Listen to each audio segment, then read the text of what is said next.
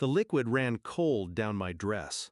Champagne fizz dripping off satin, staining it with sticky humiliation. Her laughter cut sharp across the room.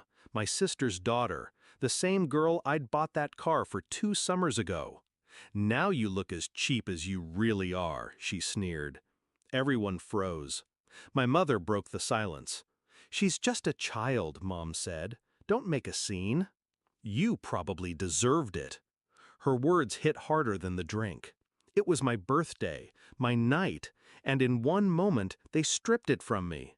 I didn't argue, I didn't shout, I smiled. Because if there's one thing they never understood about me, it's that silence is not surrender. It's calculation. It wasn't always like this. When my sister had her daughter, I was the first to hold her. I cried harder than my sister did. I swore I'd protect her, love her, guide her. And I did. I spoiled her, paid for her first trip abroad, bought her first car, covered her tuition when my sister forgot to send the payment. I wasn't just the aunt, I was the second mother, the reliable one, the invisible one.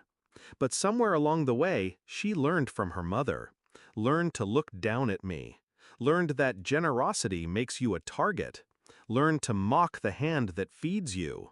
And when my own mother joined in, chose them over me, I felt the last thread snap. I didn't go home that night angry. I went home awake. By midnight, I was logged into my sister's bank app. She had begged me years ago to help set up automatic payments, too careless to manage her own accounts. She never changed the passwords. I clicked once.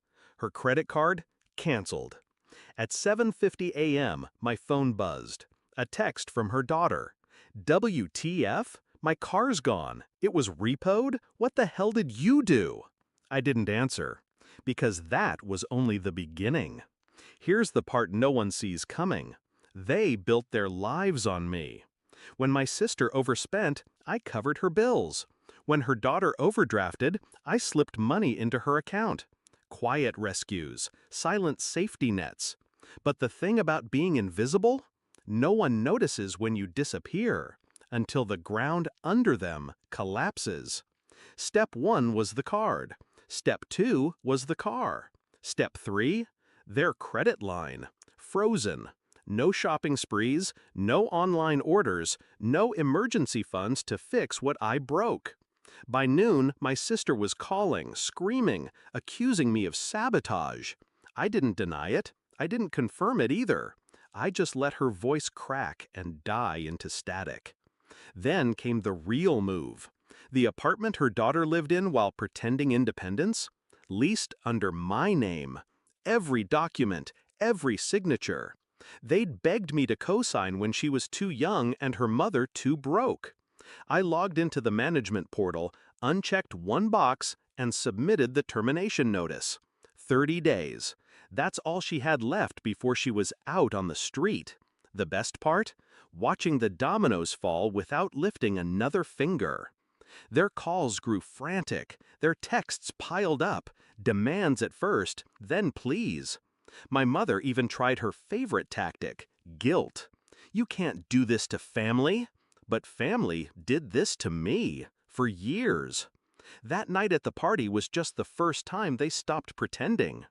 The confrontation came a week later. My sister stormed into my office, wild-eyed, dragging her daughter behind her. "You've ruined us," she spat. "How could you be so heartless?" I looked at them both, expensive clothes bought with my money, entitlement dripping off them like perfume, and I felt nothing but clarity. I leaned back, calm, deliberate. "You ruined yourselves.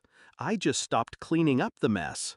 Her daughter's face twisted. "You're jealous. You always have been. That's why you're doing this." I smiled. That same smile from my birthday. Jealousy? No. This is justice. For every time you spat on my kindness, for every bill I paid that you bragged she covered, for every insult you both hid behind laughter, they stood there stunned. For once, I wasn't the invisible one. I was the one pulling the strings. The eviction notice came 2 weeks later. The car? Gone for good. The credit? Destroyed. My mother called again, begging me to show mercy. I didn't, because mercy is wasted on those who confuse it for weakness. Do I regret it? Not for a second. Revenge isn't about anger, it's about balance. And balance means letting them feel the weight I carried for years. They called me cheap, they made me small, they laughed at me on my birthday.